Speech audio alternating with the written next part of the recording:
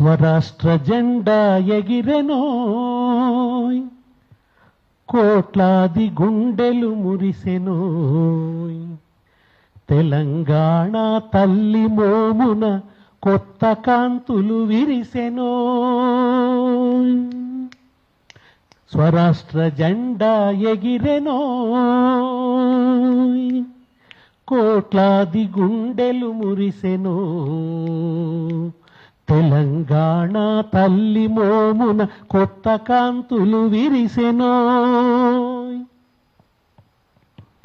అణువు అణువున పౌరుషత్వం, కణము కణమున సాహసత్వం, మాటలోన అమృతత్వం, మనసులోన సాధుతత్వం. అణువు అణువున పౌరుషత్వం, కణము కణమున సాహసత్వం, మాటలోన అమృతత్వం, మనసులోన సాధుతత్వం. వాసిగల్గిన తెలంగాణ వారసత్వం సోదరా, వాసిగల్గిన తెలంగాణ వారసత్వం సోదరా.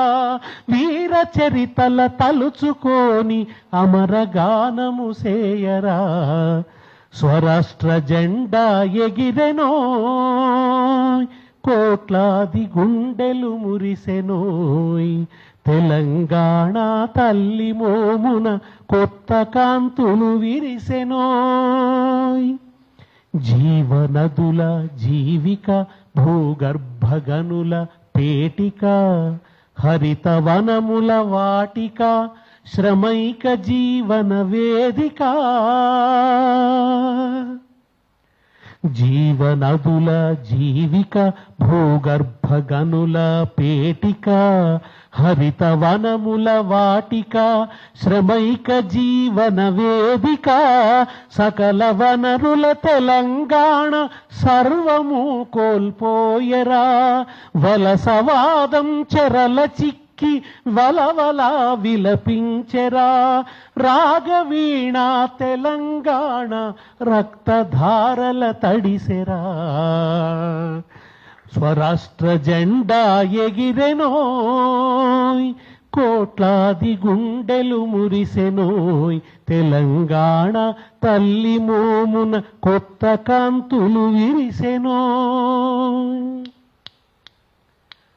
నీళ్లు నిధులు జారగొట్టి, కొలువులన్నీ కొల్లగొట్టి, కష్ట జీవుల కడుపుగొట్టి, యువత కలలను పాతిపెట్టి.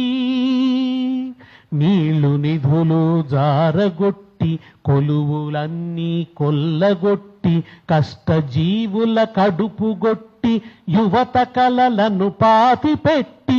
ద్రోహమే అధికారమయ్యి దోపిడిని సాగించెరా. గుండె రగిలిన తెలంగాణ తిరుగుబాటై ఎగిసెరా. వేలాది అమరుల ప్రాణత్యాగం స్థూపమై నిలిచిందిరా.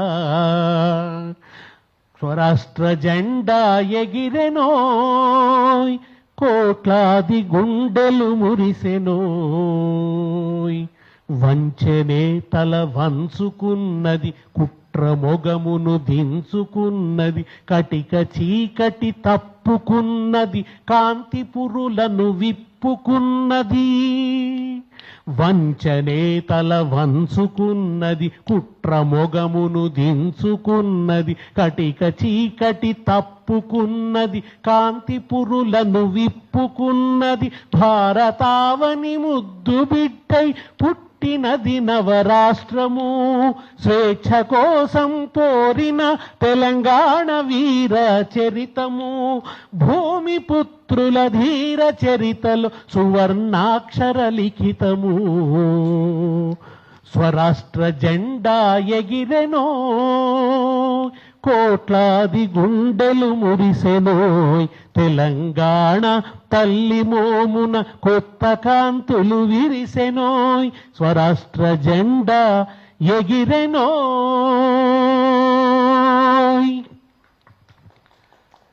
మిత్రులారా,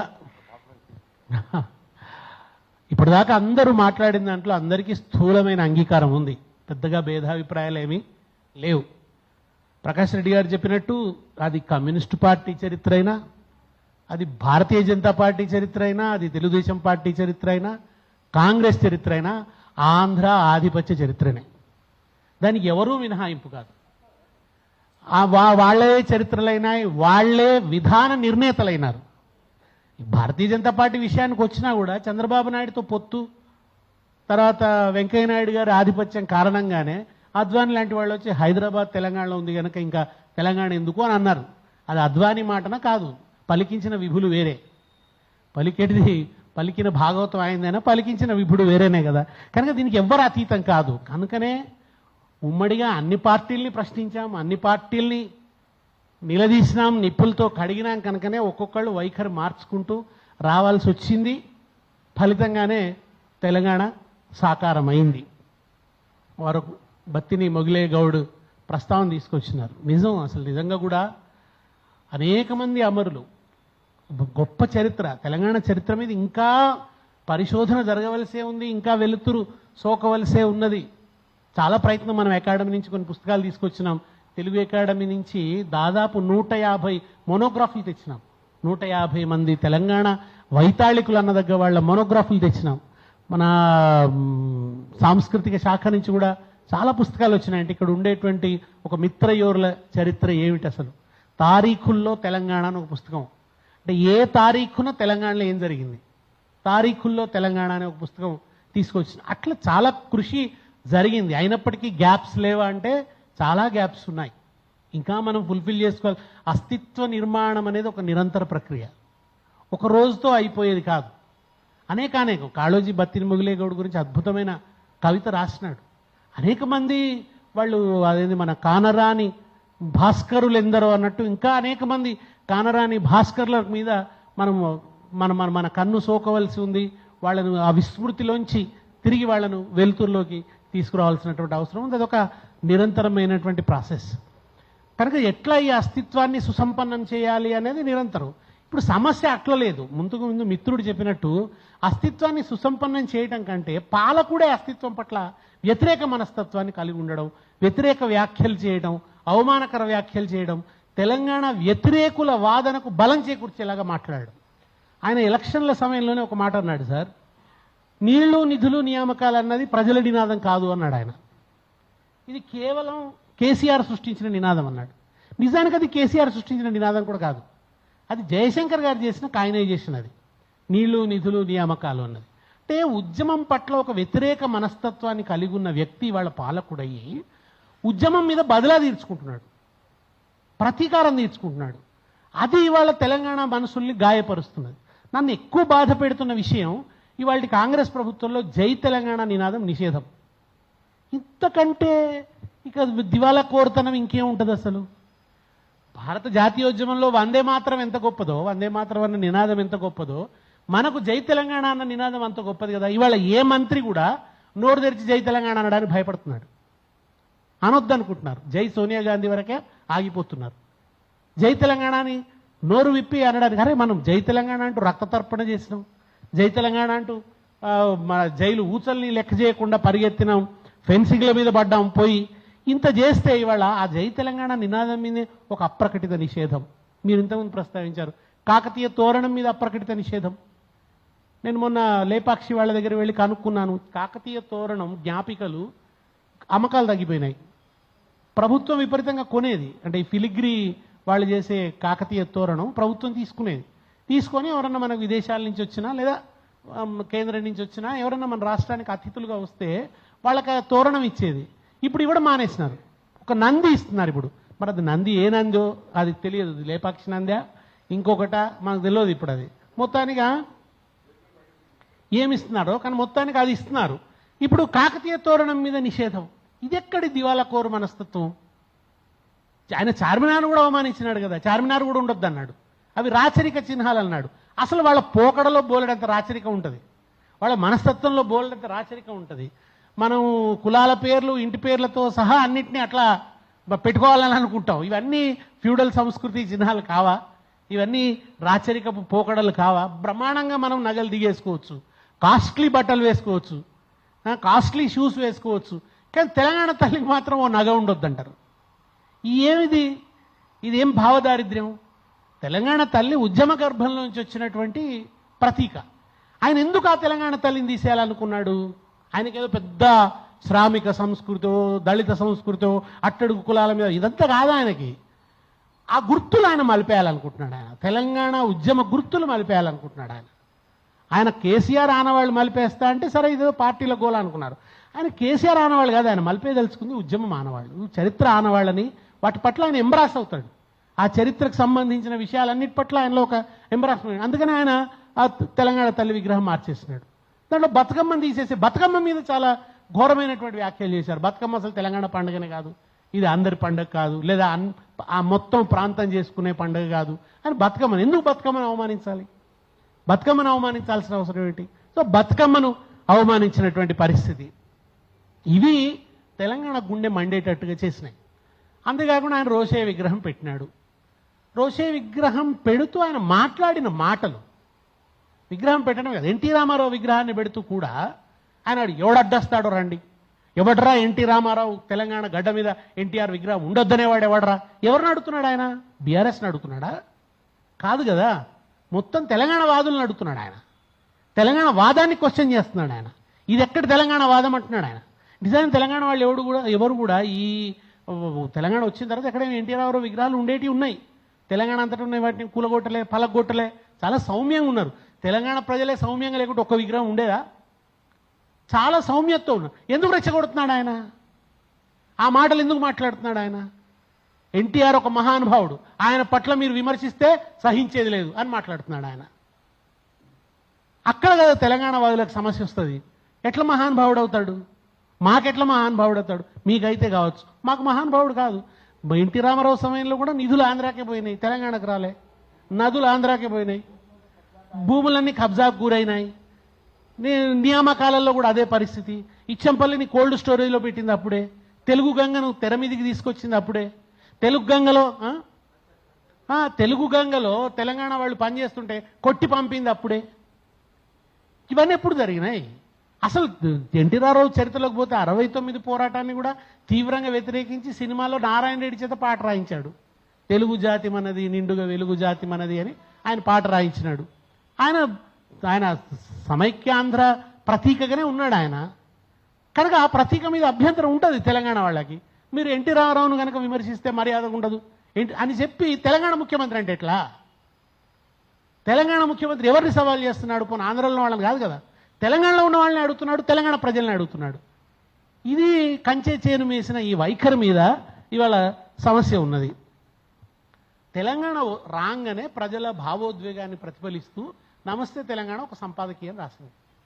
పాఠ్యపుస్తకాలు నిర్ణయించినప్పుడు పిల్లలకు సంపాదకీయం కూడా పరిచయం చేస్తాం కనుక ఆ ఘట్టం అంటే తెలంగాణ అవతరణ ఘట్టం ఒక ఉద్విగ్న ఘట్టం, మనకి ఒక చారిత్రాత్మక విజయం సాధించిన ఘట్టంగా ఆ ఘట్టం పరిచయం అయినట్టయితుంది, సంపాదకీయ వ్యాసం పిల్లలకు పరిచయం అయినట్టయితుంది, ఆ ప్రక్రియ కూడా పరిచయం అవుతుంది. పాఠ్యపుస్తకంలో ఆ సంపాదకీయం పెడితే దాన్ని తీసేశారు. ఈ వైఖరి అన్నమాట. నువ్వు దాన్ని నమస్తే తెలంగాణకు సంబంధించింది కాదు, అది తెలంగాణ రాష్ట్ర అవతరణకు సంబంధించినటువంటి ఆ ఘట్టాన్ని ప్రతిబింబించినటువంటి సంపాదకీయం. ఆ రోజు అంత భావోద్వేగంగా రాసింది ఆ పత్రిక సంపాదకీయమే కనుక దాన్ని పెట్టాల్సి వచ్చింది. దాన్ని తీసేసినాడు ఆయన. ఇవి ఇట్లా చాలా జరుగుతూ వచ్చినాయి. తెలంగాణ తల్లి విగ్రహం మార్చినప్పుడు కూడా ఆయన చుట్టూ ఉన్న మేధావులు కూడా సమర్థించినారు. విచిత్రం ఏంటంటే అదే మేధావులు తెలంగాణ తల్లి విగ్రహావిష్కరణలో పాల్గొన్నారు. ఉద్యమ కాలంలో అదే మేధావులు తెలంగాణ తల్లి విగ్రహావిష్కరణలో పాల్గొన్నారు. ఇవాళ మీరు ఆ పాత విగ్రహాల దగ్గర పోయి ఫలకాల మీద చూస్తే వాళ్ళ పేర్లు ఉంటాయి. అప్పుడు లేని అభ్యంతరం ఇప్పుడు ఎందుకు వచ్చింది? ఇప్పుడు ఆ ఫలకాల మీద వాళ్ళ పేర్లు ఉంటాయి, అప్పుడు లేని అభ్యంతరం ఇప్పుడు ఎందుకు వచ్చింది? ఇది వస్తున్నటువంటి సమస్య. కనుక ఆయన రోషయ్య విగ్రహం పెట్టడాన్ని సమైక్యవాదుల ప్రతీకారాత్మక విజయంగా చూపిస్తున్నాడు ఆయన. ఆ మనస్తత్వంతో మాట్లాడుతున్నాడు ఆయన. అంటే మనల్ని మళ్ళీ ఉద్యమ జ్ఞాపకాల నుంచి బయటకు తీసుకొచ్చి, ఆ భావతీవ్రతలోంచి బయటకు వచ్చి, ఆ అస్తిత్వ స్పృహలోంచి బయటకు వచ్చి మనల్ని డైల్యూట్ చేసేటువంటి ప్రయత్నం చేస్తున్నాడు ఆయన. బాలసుబ్రహ్మణ్యం పెట్టినా, రోషయ్యని పెట్టినా దాని వెనుక ఉన్న ప్రయత్నం అది. ఇక ఈ పొటమరింపులు ఉండొద్దు, దీనికి సంబంధించిన ఈ భావనకు సంబంధించిన ఊటనే ఉండొద్దు, దాన్ని శాశ్వతంగా సమాధి చేయాలి అనే లక్ష్యం ఆయనలో ఉండదు. అక్కడ సమస్య వస్తున్నది. దానివల్ల అవతలవాడు కూడా ఒక ధైర్యంతో ఇంకేముందిలే, ఇక తెలంగాణలో తెలంగాణ వాదం లేదు ఇక తెలంగాణను గట్టిగా అనేవాళ్ళు లేరు, తెలంగాణ వాదులకు ఆమోదం లేదు అని అనుకునే ఒక వాతావరణం ఏర్పడి ఇంతకుముందు సరిత చెప్పినట్టు ఇడుపు కాగితం అనే సినిమా వస్తే ఇడుపు కాగితం అన్న దానికి డబ్బింగ్ చెప్పాలా మరి ఆంధ్రాలో అని చెప్పి వాళ్ళు కామెంట్ చేస్తున్నారు. ఓ అవమానించడానికి తగిన వాతావరణ కల్పన జరుగుతున్నది. నిజానికి ఎన్ని సినిమాలు చూసినా మీ చరిత్రలు, మీ జీవితాలు, మీ పాటలు, మీ ప్రేమలు, మీ భాషలు, మీ పంటలు, మీ పొలాలు ఇవే చూసి కాలబెట్టినాం కదా 60 ఏళ్ళు. ఇప్పుడిప్పుడే మా వాళ్ళు కాస్త మా జీవితాల మీద కెమెరా సోకుతున్నది, ఇప్పుడిప్పుడే మా మాట కొంచెం వినిపిస్తున్నది, తెలంగాణ మాట భరించలేకపోతున్నారు. మేము డబ్బింగ్లు చెప్పిండ్రా మాకు మీరు మీరు మీరు మీరు మా ఇప్పుడున్న హీరోలు ఎవ్వరు కూడా ఒక వ్యవహార తెలుగు మాట్లాడరు. వాళ్ళు పక్కా యాసలు మాట్లాడతారు, పక్కా యాసలు, ప్రొనౌన్సియేషన్ సరిగ్గా ఉండదు, ఆ యాసలన్నీ మాట్లాడతారు. ఒక 2-3 హీరోలు అయితే మరి విని చస్తున్నాం కదా, సక్సెస్ కూడా చేస్తున్నాం కదా, ఆ సినిమాలు బోళ్ళని లాభాలు కూడా సంపాదించుకుంటున్నారు కదా. ఇప్పుడే మావాడు ఒకడు వచ్చి మా పలుకుబడిని ఇడుపు కాగితం అని పేరు పెడితే ఇంత ఓరోలేంతనమా? మీకు వ్యవసాయ మిగుల్లోంచి డబ్బులు వచ్చి మీరు సినిమాలు తీస్తే మీ పెద్ద పెద్ద జమీందారులు, ఎస్టేట్లు, ఎస్వి రంగారావు సూటు బూట్ వేసుకొని ఇట్లా ఇంటి మధ్యలో అప్పుడే దాన్ని ఏమంటాం మనం ఇంట్లో మెట్లు ఉండడం ఏమంటాం కదా, డూప్లెక్స్ ఇండ్లుంటే దాని నుంచి ఎస్వి రంగారావు ఆ ఇండ్లే లేవు మా దగ్గర. ఆ సినిమాలు చూసినాం మేము. మీరు నాగార్జున సాగర్ కాలువలలో గూడ వేస్తూ ఆడుతూ పాడుతూ పని చేస్తుంటే అలుపు సొలుపు ఏం, అది మా ఆట కాదు, మా పాట కాదు. ఆ సమయం కూడా మా దగ్గర ఏటికేతం బట్టి 8 పుట్లు పండించి ఎన్నడూ మెతికెరగరన్నా అన్నది మా జీవితం.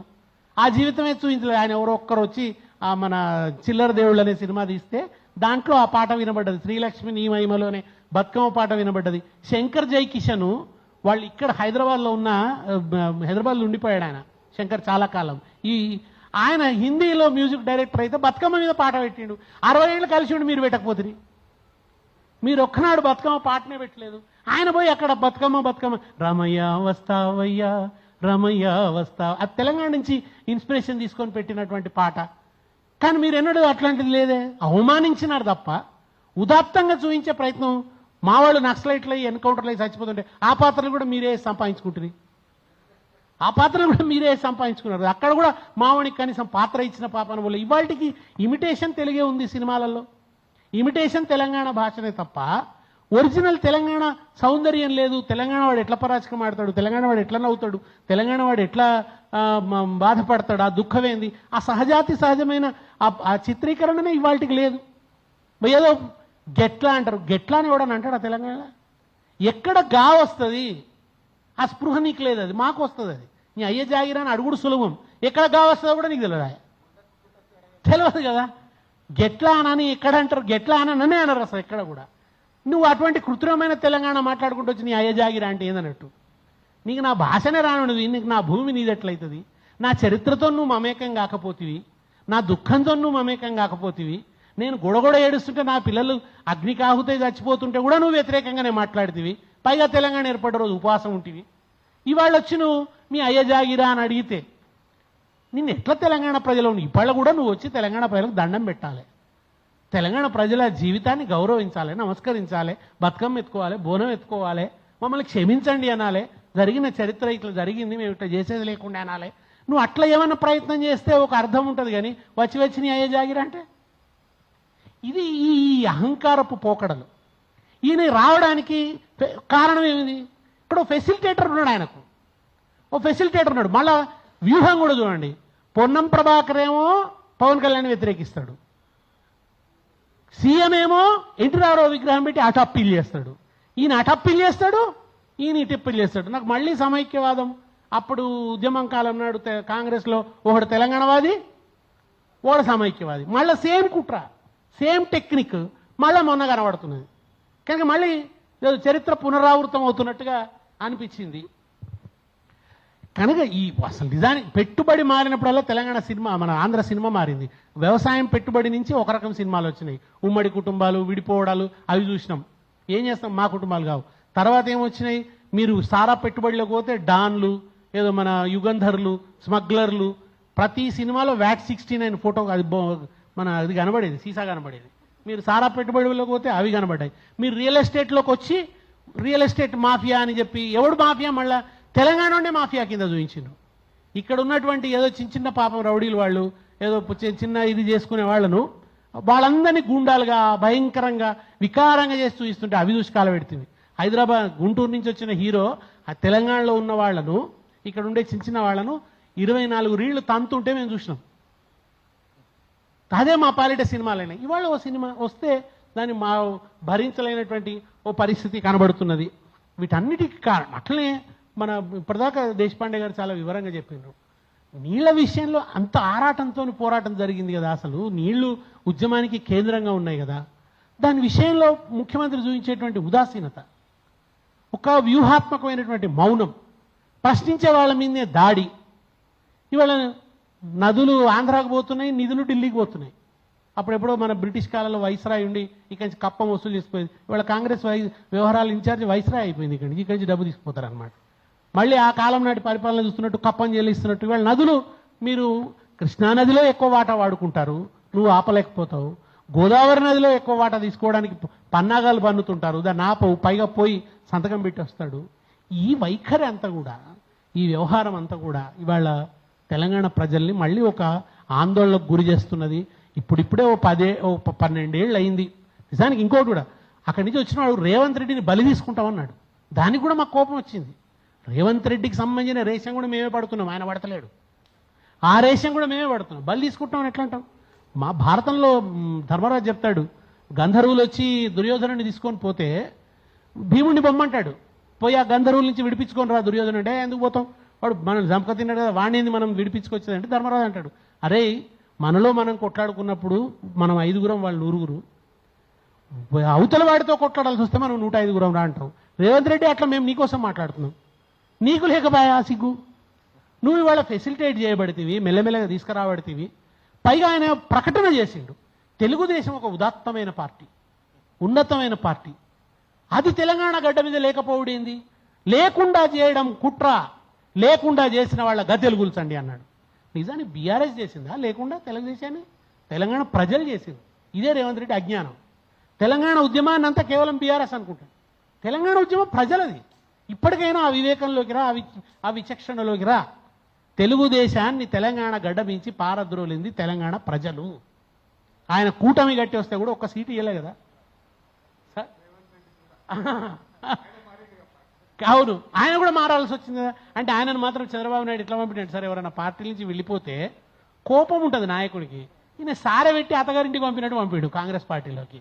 మీరు చూస్తే ఆయన మంచి కాళ్ళు మొక్కి నమస్కరించి పోయేస్తా సార్ అని చెప్పి అక్కడి నుంచి డబ్బు సంచులు పట్టుకొని వచ్చి అవి ఇక్కడ వంచి, నేను అందుకనే తొక్కి పైకి వచ్చిన అంటాడు ఆయన ఎప్పుడు మాట్లాడినా కానీ. అరే ప్రజలకు మొక్కి పైకి రావాలరా నాయన, తొక్కి కాదు అని ఆయన సంస్కారం అది.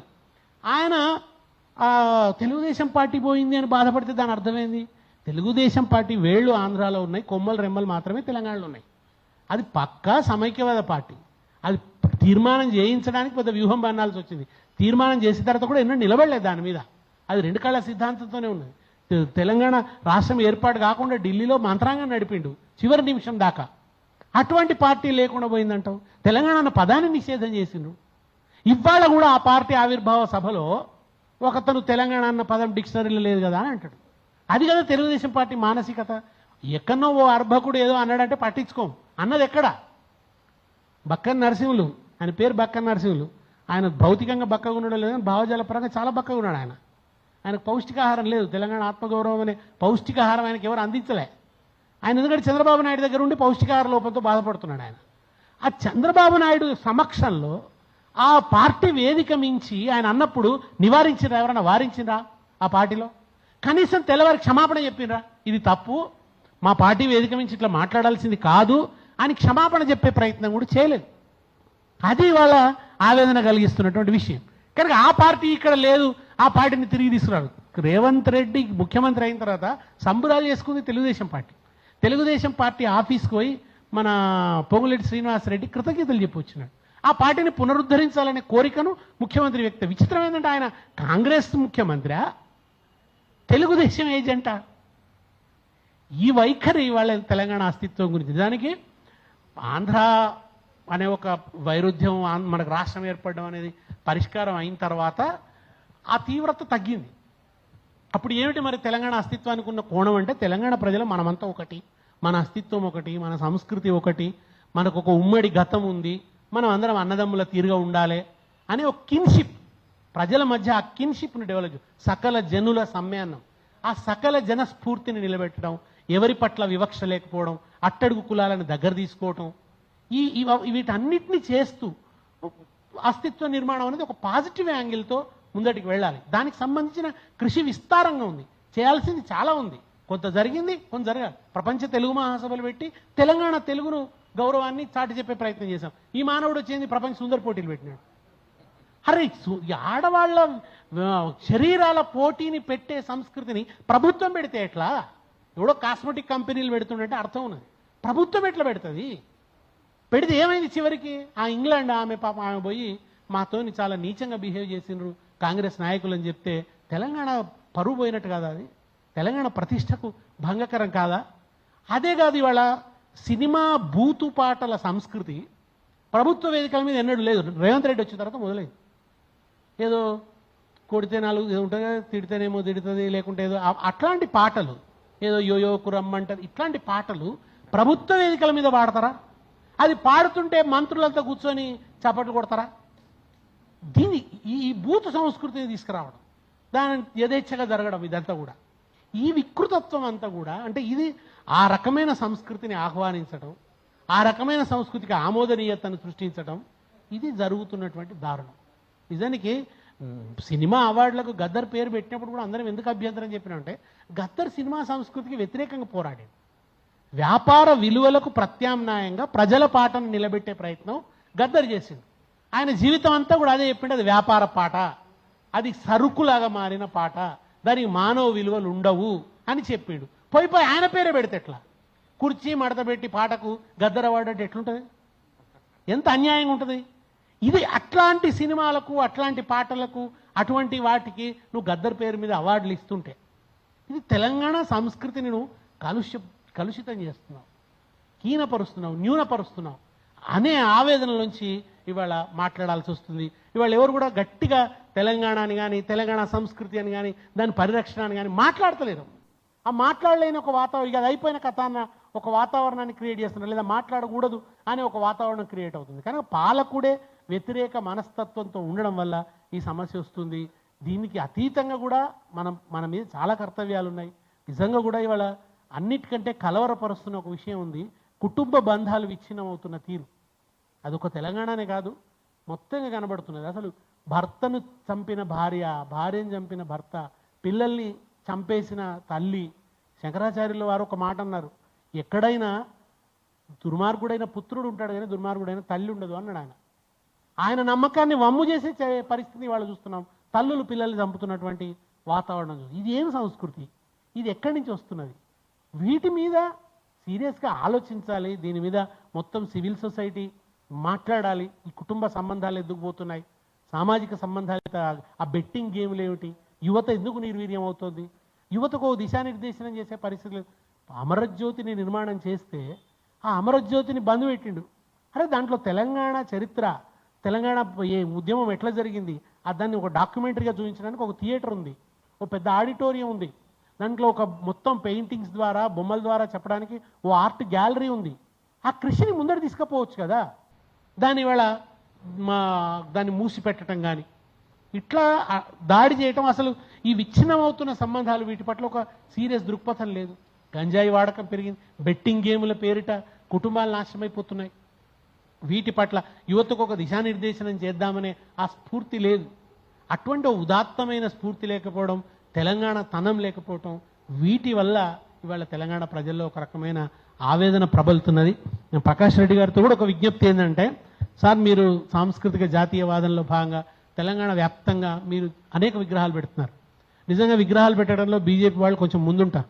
ఓ చౌరస్తా వచ్చిందంటే టక్కన వీళ్ళు అక్కడ ఒక విగ్రహం పెట్టేస్తారు. వాళ్ళు చాలా కాన్షియస్గా ఉంటారు. మీరు శివాజీ విగ్రహాలు పెడుతున్నారు, వీర సావర్కర్ విగ్రహాలు పెడుతున్నారు, అనేక మంది విగ్రహాలు పెడుతున్నారు. శివాజీ పట్ల మాకు గౌరవం ఉంది, ఆయన చేసిన ఒక గొప్ప పరిపాలకుడుగా ఆయన వేసిన ముద్ర, వీటన్నిటి మీద గౌరవం ఉంది. ఆయన విగ్రహాలు పెట్టుకోవాల్సిందే, పెట్టుకుందాం. మనం అనేక మంది జాతీయ నాయకులు, ఎందుకంటే మనకు జాతీయ స్ఫూర్తి ఉంది. గాంధీని పెట్టుకున్నాం, అంబేద్కర్ని పెట్టుకుంటున్నాం, మన రవీంద్ర భారతికి రవీంద్రుడి పేరు పెట్టుకున్నాం. నేను మీతో చేసే విజ్ఞప్తి ఏంటంటే, మీరు దాంట్లో భాగంగా తెలంగాణ వాళ్ళ విగ్రహాలు కూడా పెట్టండి. వాళ్ళ విగ్రహాలతో పాటు ప్రాంతీయతా స్ఫూర్తిని కూడా, అనుసంధానం చేయండి. జాతీయవాదానికి ప్రాంతీయవాదాన్ని అనుసంధానం చేయండి. మీరు ఇక్కడ ఇప్పుడు ఇక్కడ తెలంగాణ ఎమ్మెల్యేలు వాళ్ళ కాన్స్టిట్యున్సీలలో సర్వాయి పాపన్ విగ్రహం పెట్టినారు, చాకలైలమ్మ విగ్రహాలు పెట్టుకున్నారు, కొండ లక్ష్మణ్ బాపూజీ విగ్రహాలు పెట్టుకున్నారు. యూనివర్సిటీలకు కూడా పేర్లు పెట్టుకున్నాం, జయశంకర్ పేరు పెట్టుకున్నాం, కొండ లక్ష్మణ్ బాపూజీ పేరు పెట్టుకున్నాం, కాళోజీ నారాయణరావు పేరు పెట్టుకున్నాం, పేరుని పునరుద్ధరించే ప్రయత్నం చేసినాం.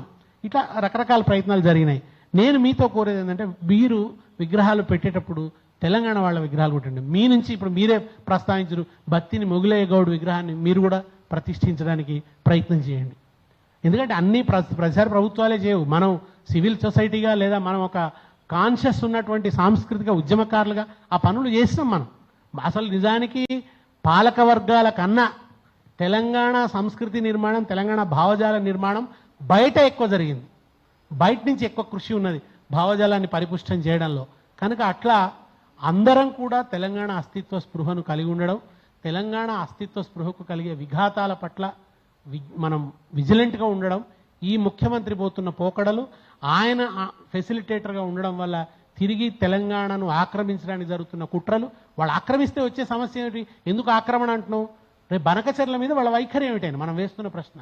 ఇంకా నీటి సమస్యలు ఉన్నాయి, మనకు ఇంకా విభజన సమస్యలు ఉన్నాయి. అవన్నీ ఉన్నప్పుడు ఈ ప్రశ్న వస్తుంది. కనుక తెలంగాణ ఉద్యమ సారాంశమే నన్ను నేను పరిపాలించుకుంటా, నా ఆత్మగౌరవాన్ని నేను కాపాడుకుంటా, నా అస్తిత్వాన్ని నేను నిర్మించుకుంటా, నా సంస్కృతిని నేను విశ్వవ్యాప్తం చేస్తా అనే ఈ ఆకాంక్షకి విఘాతం కలగకుండా అటు ప్రభుత్వము, ఇటు ప్రజలు, వివిధ సాంస్కృతిక సంస్థలు పనిచేయాల్సి ఉందని విజ్ఞప్తి చేస్తూ సెలవు.